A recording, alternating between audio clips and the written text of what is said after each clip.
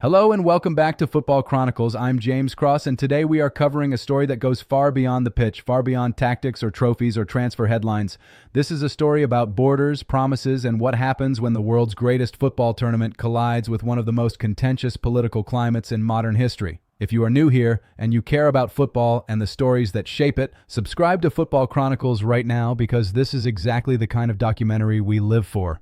The 2026 FIFA World Cup is here. Flags are being raised, jerseys are being pressed, and billions of fans around the globe are reaching for their remotes. For most people, this is a moment of pure celebration. But beneath the noise and the excitement, something is going terribly wrong. Something that no host nation, no governing body, and no football fan has ever had to confront in the 100-year history of this tournament. A crisis not born from corruption in a boardroom or controversy on a pitch, but from something far more uncomfortable, from the borders of the host country itself. Let us begin with a name, Omar Artan. Remember it, because what happened to him tells you everything you need to know about the nature of this crisis. Artan is not a peripheral figure. He is Africa's best male referee of 2025. He was handpicked by FIFA from across the entire world as one of just 52 match officials selected to oversee this tournament. Had everything gone to plan, he would have made history as the first Somali referee ever to officiate at a FIFA World Cup. He boarded his flight. He landed at Miami International Airport. He was carrying valid documents, including a diplomatic passport, and he was carrying the pride of an entire nation on his shoulders. And then the United States turned him away. After 11 hours of questioning at Miami Airport, Artan was placed on a return flight to Istanbul. No detailed explanation was given. No appeal process was offered. U.S. Customs and Border Protection stated only that he had been determined to be inadmissible due to vetting concerns. FIFA confirmed the news shortly after. Artan would not be training. He would not be officiating. The dream of a lifetime, years in the making, ended in an airport terminal before the tournament had even begun. As the opening match approached at the iconic Azteca Stadium, the first Somali referee ever selected for a World Cup was watching from a hotel room in Turkey. Now, you might think this is a tragic but isolated case, an anomaly in an otherwise smoothly run operation. But here is the truth, and it is far more unsettling than a single incident. This is not an anomaly. This is a pattern. At the same time that Omar Artan was being held at Miami Airport, two members of the Iraqi national team staff were detained at American airports. Meanwhile, the president of Morocco's largest supporters organization was sounding the alarm about something that sent shockwaves through the global football community. Dozens of Moroccan fans, people who held valid, paid-for World Cup tickets, had been denied travel visas without explanation. These were not people attempting to enter the United States without documentation. These were football supporters who had bought official FIFA tickets, booked their hotels, told their families they were going to the World Cup, and then received rejection letters from American embassies with no reason given and no route to appeal. Think about what that actually means. A fan in Casablanca or Marrakesh who saved for months, who stayed up through the night to secure tickets the moment they went on sale, who counted down the days with a level of anticipation only football can produce, holding a rejection letter with no explanation. That is not a bureaucratic footnote. That is a human being whose dream has been canceled without cause, and it is happening on a significant scale. But if the stories of Artan and the Moroccan fans are troubling, the situation surrounding the Iranian national team is in a category entirely its own. Iran qualified for the 2026 World Cup fairly, on the pitch, through football. All three of their group stage matches are scheduled on American soil, in Los Angeles and in Seattle. But the relationship between Washington and Tehran is, to put it simply, at a historic low. The two nations remain in a state of profound political hostility, and what follows from that is something football has genuinely never seen before.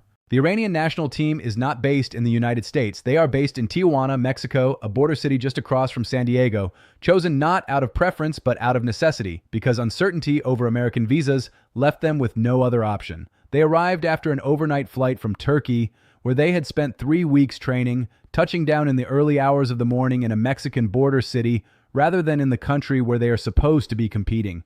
The conditions attached to their visas are extraordinary. As Iran's ambassador to Mexico bluntly described it, the team can enter in the morning and must leave the same day.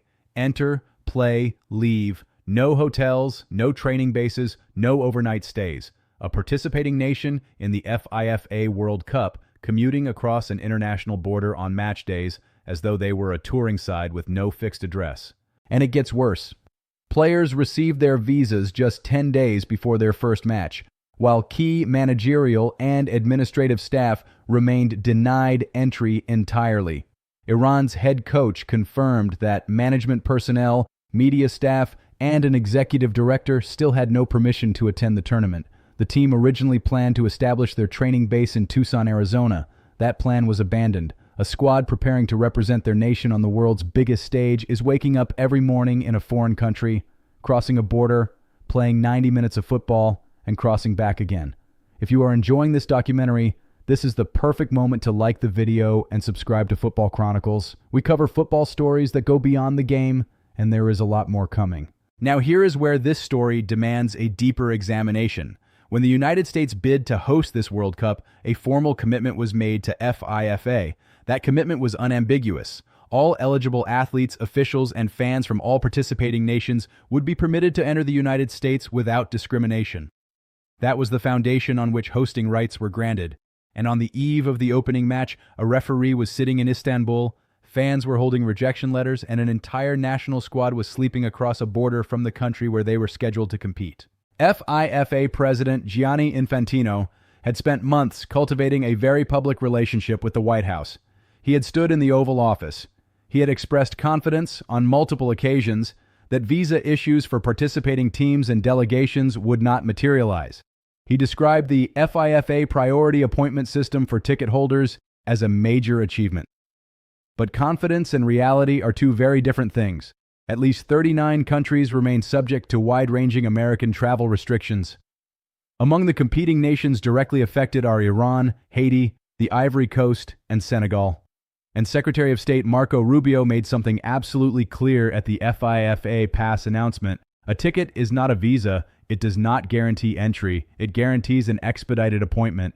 For fans who had already spent hundreds of dollars on tickets, booked flights, and arranged time off work, that distinction carries enormous consequences. Visa bonds of up to $15,000 imposed on citizens of 50 countries were only waived for confirmed ticket holders after weeks of sustained public criticism. The waiver applied only to those with tickets.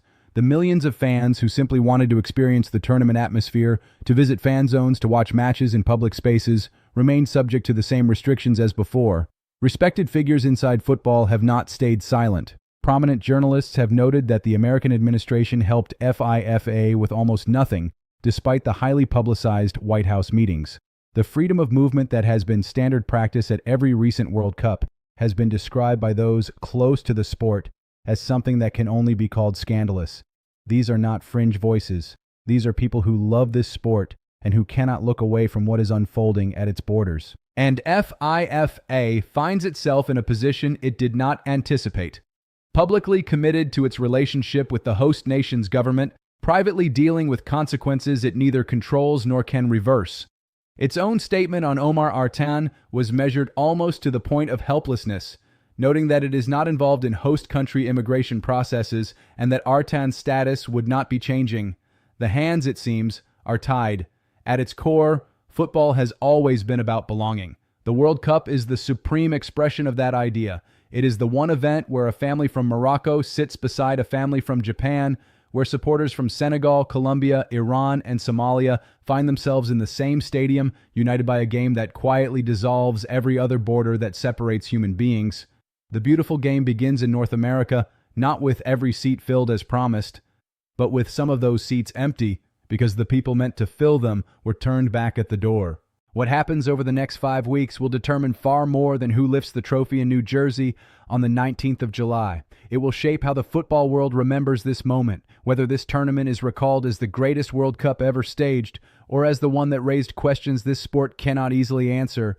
The world is watching, and some of it right now is still waiting to be let in. If you enjoyed this story, make sure to subscribe to Football Chronicles, like this video, and turn on notifications so you never miss our next football documentary. Let us know your thoughts in the comments below, and thank you for watching.